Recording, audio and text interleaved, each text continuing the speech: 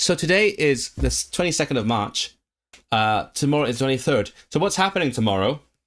Drum roll, please. Is I'm finally actually applying for settlement now. And as I keep repeating, I'm applying for settlement, not citizenship, quite yet. It takes another year after settlement to get citizenship. I know it's very misleading because I keep talking about citizenship test, which is actually officially not called the citizenship test. It's called the Life in the UK test. And the purpose is to show your knowledge of language and life. But everyone calls it a citizenship test, so I have to do that, even though it's misleading. So I got my visa, my current visa, on the 20th of April 2021.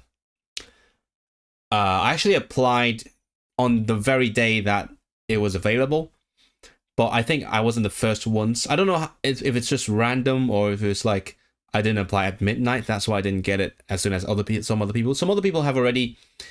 Other people got their visas in like March or February.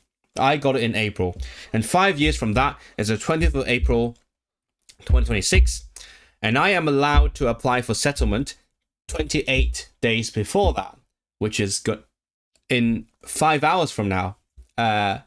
If I've done my maths correctly, I would look so stupid if I got the maths wrong, but I'm pretty sure 28 days before 20th of April, which is very easy to remember for some reason, is the 23rd of March. So everyone I've seen on social media from Hong Kong has sent in their application on day one. The same application that Jackie is currently working on right now as we speak. When I say on day one, I mean like as soon as they can, which is 28 days before their visa is up. In fact, I've been getting emails from the uni reminding me that my visa is expiring. I'm like, yeah, I know. I'm applying for settlement soon, so stop reminding me that. But anyway, so I feel like I feel a pressure to do that as well. And also, the sooner I apply, the better my chances that I get it ASAP, and then I can go to the Polyglot Gathering in Brno. Is this one 25? Yeah, that's the one in Brno. That's from last year. So I'm gonna talk more about it when I'm filming the video where I do that in a few hours' time. But I can tell you now, I think after lots of thought, I think I'm not going to pay for the priority processing. And there's a couple of reasons for that. One, obviously, money. The application itself already costs $3,000, which is more than I've spent on anything ever. I'm barely able to afford that. So extra £500 would be a lot more on top of that. And also, I've been looking at lots of statistics. So, because people are so concerned about that they have done lots of surveys. So I saw a graph by Hong Kong people doing the same thing. You know what? I'll show you that graph. Let me see if I have it with me. So it's a graph of how long it's taken for people to get their settlement. Where's my WhatsApp? Let me try to get that graph. Save it, and then I'll open it for you. Okay, it's kind of crazy how much people care about this. I mean, it is time and money, so it makes sense. Let me see this one.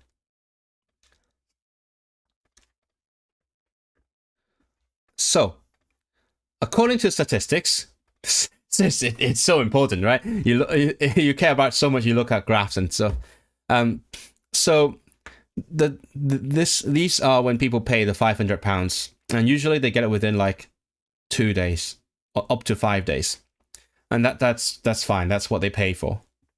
Whereas when people don't pay for that, that's when the problems come. So far, people start applying around February.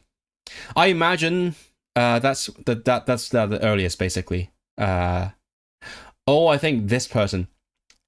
think what this one particular person did was when they applied for their visa, which was on they could apply for the visa as soon as the 1st of February 2021. I think they paid for priority processing back then. So they got it in early February. So now they can apply for this in late January. They're like really impatient. But anyway, so people start applying around this time. And then it has... So this is when people are applying. So it has gone up a lot. So when it started, it took around 2 weeks, which is very good. Because the worst case scenario is it takes 6 months. So 2 weeks is pretty good for someone who hasn't paid for priority processing. And then it has since then lengthened. So now it takes like a month, which is bad. I mean, no, that's not now. That's like a month ago. So I'm still quite worried. There's a good chance mine is going to take more than a month. So I could get my settlement in like late April, and then I would have 1 month until the Polyglot Gathering, which means I would be booking hotels and flights and things only a month before the trip, which is kind of bad, but also not too bad, hopefully. As I've spoken to a friend about this, and then he said, it was one thing that basically decided it for me. He said, however much the Polyglot Gathering costs, however much extra you pay for flights and hotel, it's probably still cheaper than £500. So unless I really, really, really have to go, I want to make sure I am able to go 100%. It's more cost effective to wait, which is fair, I think. Can you get refundable rooms? I could probably, yeah. I think until this point, I haven't really given it any thought yet. I was so focused on other things, including applying for this thing, that I haven't thought about actually planning that trip yet. But yeah, I think my friend reminded me last night that I could probably start looking at refundable rooms now. I might do that later. I have other things to work on. We'll get around to that.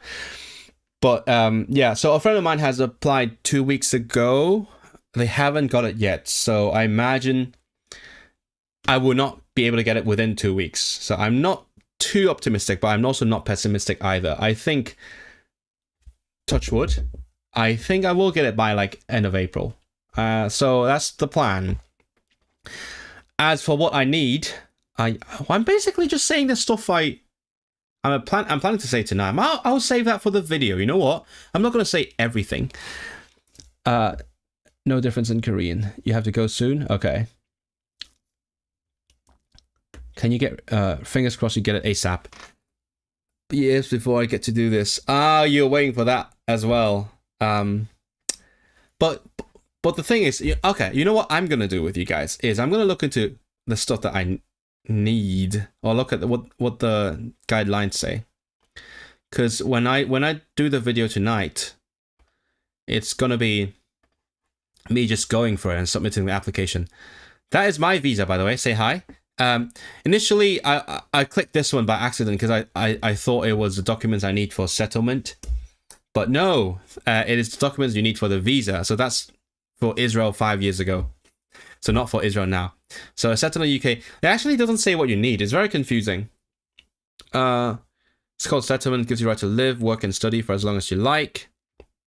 Yeah, Faraj hates that. He wants to not let me get that. Too bad. I'm getting it like next month. The earliest you can apply is 28 days before. I've been in the UK for 5 years. So, I mean, I've been for longer. And I actually did apply for my visa in the UK. But it's a weird situation where, I mean, it starts counting the day I got the visa. So that will be the 20th of April. So that I'm applying tonight or tomorrow, or you might say. You must have spent no more than 180 days outside the UK in any 12 months period. I'll show you something crazy that I actually whipped up myself. I won't show you everything because there's a lot of like very private information there, but I will show you this.